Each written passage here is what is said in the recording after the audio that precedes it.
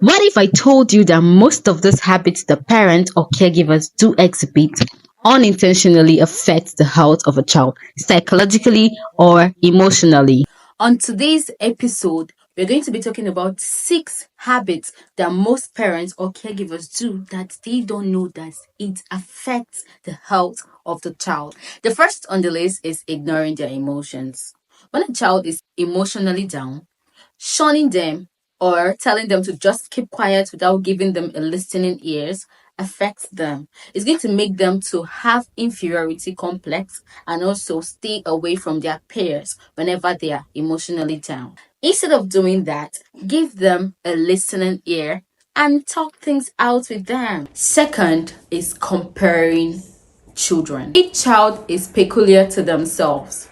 So you telling them, why don't you look at your cousin or why don't you do this? It's not improving their development. Understand that each child is peculiar to themselves and applaud them. Comparing a child, it's not a good way of parenting. Thirdly, yelling at your child. When you yell at your child, they don't understand what they have done wrong. They can't ascertain what really went wrong. Rather, they are learning to fear. You are putting in fear in them and you're making them to see your attitude when they do things that are wrong.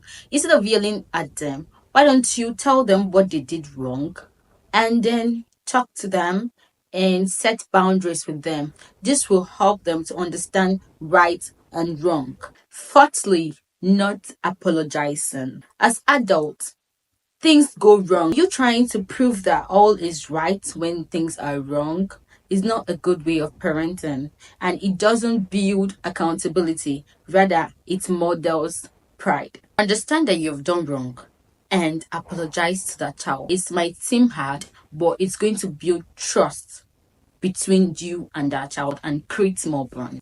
Number 5 is overprotection. Shielding a child from every failure is not love.